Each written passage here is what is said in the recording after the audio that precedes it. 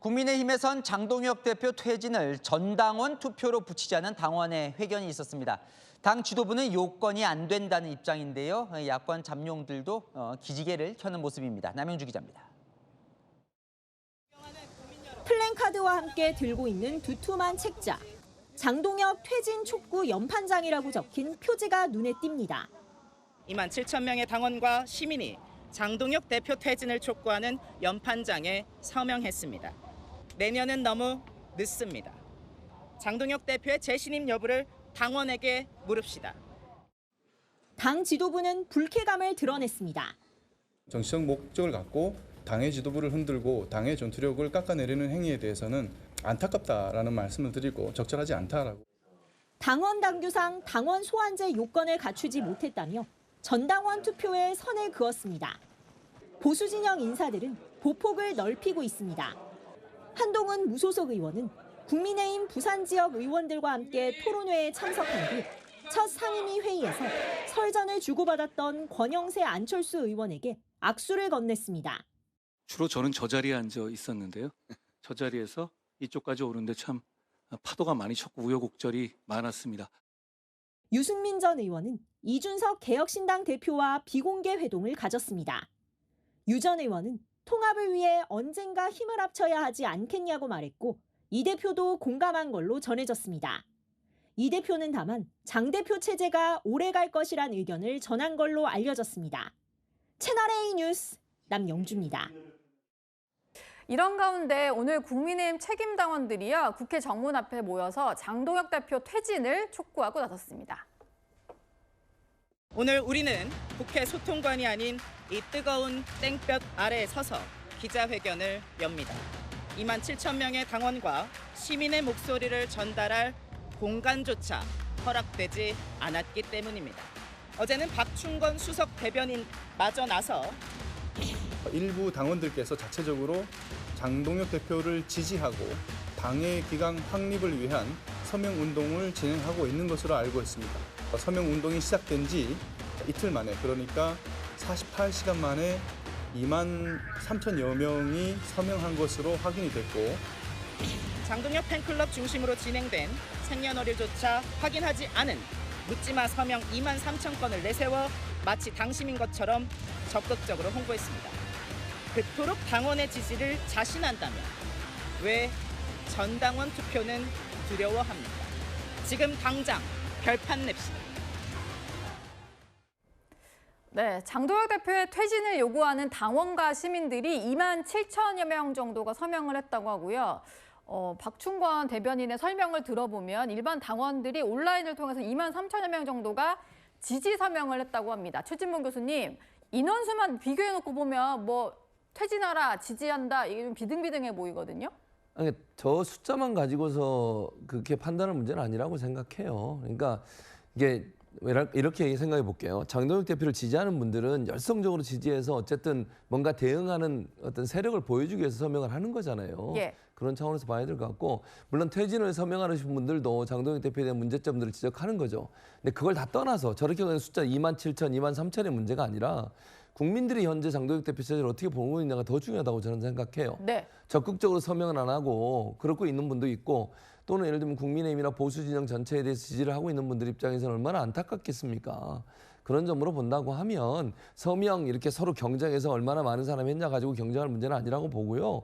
국민적 관점에서 현재 장동혁 체제를 보는 관점이 뭐냐, 이걸 제대로 보는 게 제일 중요하다고 생각해요. 예. 그래서 저는 서명운동 가지고 누가 앞서고 누가 뒤서고 이런 부분을 얘기할 게 아니고, 장동혁 대표나 장동혁 대표 체제의 국민의힘에 대해서 국민들이 어떤 평가를 내리고 있는지 하는 부분들을 잘 살펴보는 게 필요하다고 생각합니다. 예.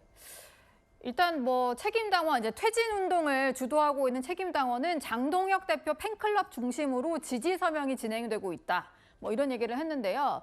박충건 대변인 역시 지금 저 퇴진 서명 운동 관련해서 전 당원 대사 조사가 아니라 전 국민의 서명 받았다 이런 식으로 하고 있다. 이제 우리는 제대로 하고 있다라고 설명을 하는 상황입니다. 이현종 위원님. 네. 근데 일단 퇴진운동 주도하신 쪽에서는 이렇게 전 국민적인, 전 당원적인 지지를 받는다면서 왜 당원 투표는 수용하지 않느냐 뭐 이런 얘기를 하잖아요. 근데 박충건 수석 대변인 당의 수석 대변인이잖아요. 예. 그죠? 그러면 예를 들어서 본인이 이 뭐라고 할까요? 장동혁 대표 지지 서명 운동 단체 대표가 아니지 않습니까? 근데 그걸 왜 본인이 발표를 하죠? 저게 당의 공식 입장인가요?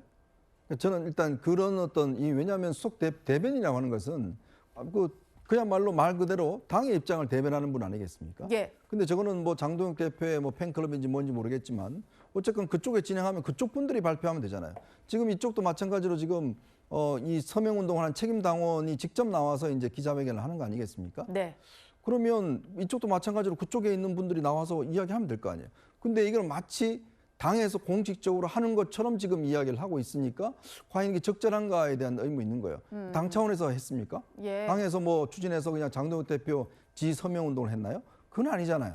그러니까 그것에 대한 격이 다르다는 생각이 들고, 그러니까 본인이 수석 대변이라는 신분이라는 거를 좀 저는 자각하실 필요가 있다는 생각이 들고, 그리고 오늘 이제 동아일보 기사를 보니까 국민의힘 당원이 지금 지난번 100만 당원 이야기를 했는데 예. 좀 상당히 줄어들었다는 거 아닙니까? 6.3 지방선거 거치면서.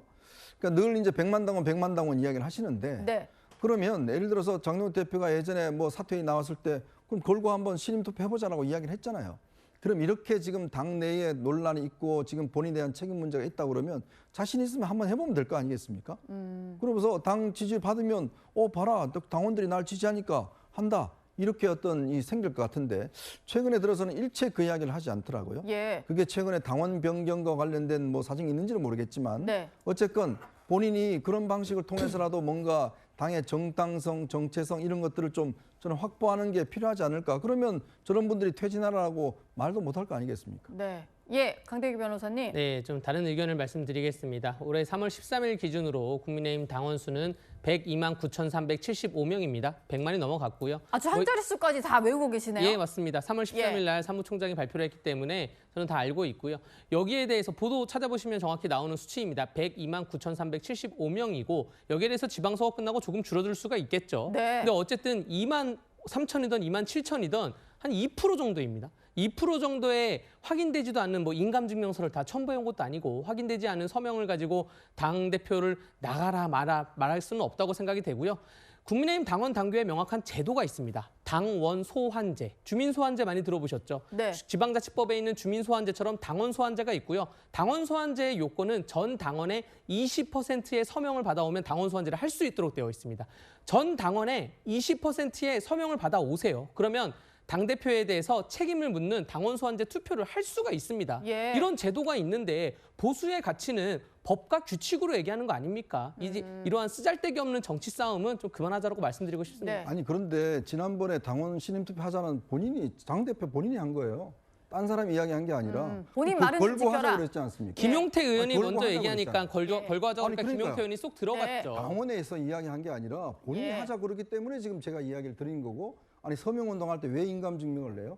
본인 생년월일을 주소 적습니다. 그거 다 확인해 보면 될 거 실명 아니에요. 확인을 해야 되니까. 그런 서명 운동까지도 그렇게 폄하하시면 안 되죠. 예, 신분증- 알겠습니다. 두 분이 계속 싸우실 것 같아서 이거 좀 짚고 이동학 최고위원께 좀 여쭤볼까 하는데요. 네. 근데 지금 오늘 퇴진 서명 운동을 받은 책임 당원이 중진 의원들에게도 메일을 보내서 좀 동참을 요구를 한 것 같아요. 근데 안일금 의원이 17명 수신 확인은 했는데 답변이 제대로 안 와서 여튼 아무도 동참을 안 했습니다. 이동학 최고위원님. 네.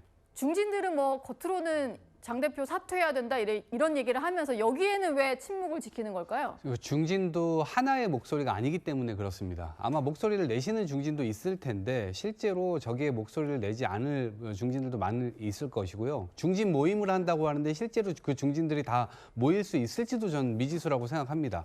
그리고 지금 저런 행보들을 하게 되면 실제로 국민들은 큰 관심이 이제 없을 겁니다. 아마도 뭐 자기들끼리 싸우고 난타전을 벌이는 것이기 때문에 저게 유튜브에 쇼츠로 만들어져 가지고 실제로 그냥 지지층 간에 소구되고 끝나는 정도의 감으로 가지 않을까. 그리고 최근에 유승민 의원이 지금 등판했다라고 하는 느낌의 기사들이 막 나오잖아요. 예. 아마도 저는 뭐 서울시장이나 뭐 이런 것들을 염두에 두지 않았을까 뭐 조심스럽게 추측을 해보는데, 그러니까 한동훈 의원까지는 안 만나는 거예요. 공천권자가 장동혁 대표니까. 이제 제가 볼 땐 앞으로 좀 지켜보면 그런 흐름들이 나오지 않을까 싶은데, 이렇게 흐름이 나오니까 실제로 장동혁 지도부의 리더십이 조금 더 견고해지는 느낌이란 말이에요. 그러니까 보수 정당 자체가 이러지도 저러지도 못하는 상태로 장동혁 지도 체제를 제대로 흔들지도 못하고 이런 상태로 쭉 가는 질이 멸렬한 상태로 그냥 가는 것이 아니냐 이렇게 생각을 해봅니다. 네. 아마 징계 국면이 본격화되면 좀 겉으로 갈등이 표출되지 않을까 싶은데요. 지금도 현역 의원 4명에 대한 징계 절차가 진행되는 상황입니다. 지난주에 사의를 표명했던 우종환 전 부위원장이 오늘도 인터뷰에 나섰습니다. 저희들이 합리적으로 판단을 해서 결정을 내려도 결정문을 작성할 때는 외부인과 소통하시고 저희들과는 뭐 소통 안 하시고 문제가 많다 봅니다. 한동훈 의원 징계 제명 결정할 때 몇 번 또 수정도 있었잖아요. 사실관계 맞지 않아가지고. 네네. 제명은 함께 정했는데 결정문을 만드는 그 과정은 이제 혼자 하셨어요. 저희들과는 공유는 안 됐습니다. 정치적 이해관계가 없다고 또 장담하기도 좀 어려울 것 같아요. 네, 우종환 전 부위원장은 윤민호 위원장의 윤리위 운영에 대해서 엄청나게 비판을 하고 있는데요. 몇 가지 일화를 좀 들었습니다. 일단 제명 결정문, 한동훈 의원을 제명할 당시의 결정문을 위원장 혼자서 작성하고 공유를 하지 않았다는 거고요. 정치적 이해관계가 얽혀 있다고 내가 그게 없다고 장담은 못하겠다라고 얘기를 하고 있습니다. 최지문 교수님, 네. 이 정도로 좀 문제 있게 운영이 됐다는 주장이 내부에서 나온 건데 그렇다면 윤리위가 독립기구라는 당대표의 설명도 좀 무색해지는 것 같고요.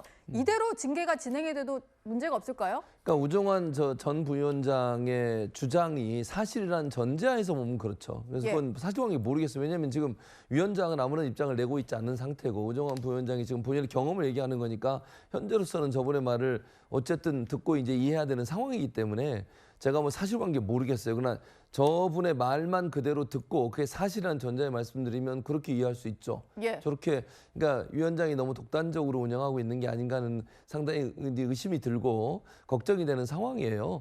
그래서 이거는 위원회나 위원장이 뭔가 좀 의견을 제시할 필요가 있다고 생각합니다. 왜냐하면 지금 현재는 우종환 지금 전 부위원장만 계속 얘기를 하고 있잖아요. 한쪽 의견만 듣고 판단할 수 없는 문제니까. 근데 이제 저분의 말만 뭐 그대로 정말 사실이라는 전제에 말씀드리면 윤민희 위원장의 행동은 좀 이해하기 어려운 부분이 분명히 있죠. 왜냐하면 위원들이 함께 논의하고 결정문 쓸 때도 함께 써야 될 텐데 그런 부분들을 외부에만 공유하고 본인들한테 얘기하지 않았다고 하면 그거는 윤리 운영에 상당히 좀 문제가 있다고 인식될 수 있는 그런 행동으로 보여집니다. 예.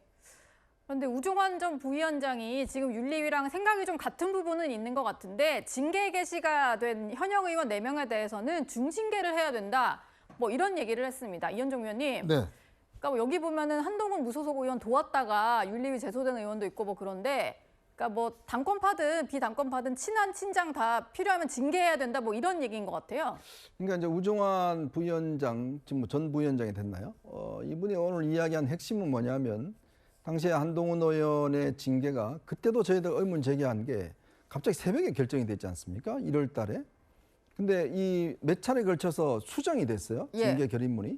자, 그런 과정에서 보면 결국 제명이라는 결론에 대해서는 본인들이 동의했지만 징계 결의문은 이 윤민호 위원장이 써왔고 이 윤민호 위원장이 외부와의 소통을 통해서 모 교수와의 어떤 소통을 통해서 작성한 같더라라는 이야기를 했지 않습니까? 그러니까 자기들이 이 결의문을 작성하는데 전혀 보지 않았다는 거예요. 그러니까 판결문 쓰는데 배석 판사는 전혀 판결문을 못 보고 결론만 보고 동의했다 이런 이야기를 하는 거잖아요. 예. 그러니까 그런 상황이기 때문에 과연 그렇다면 왜 이렇게 독단적으로 했을까? 라는 데 대한 의문이 제기가 됩니다. 그리고 그때도 보면 이 결정문에 보면 한동훈 의원이 본인이 댓글을 썼다라는 것은 전혀 인정이 하지 않았어요. 가족들이 썼다는 것은 인정을 했는 것인데 과연 그거 가지고 지금 제명이라는 정책 결정을 내린 것 자체가 과연 정당한가에 대한 의문이 솔직히 있습니다. 예. 자, 그리고 이제 지금 우종환 위원장도 그 이야기를 했어요. 예전 윤리위보다 지금 이번 윤리위가 징계 수준이 훨씬 높아졌다는 이야기를 합니다.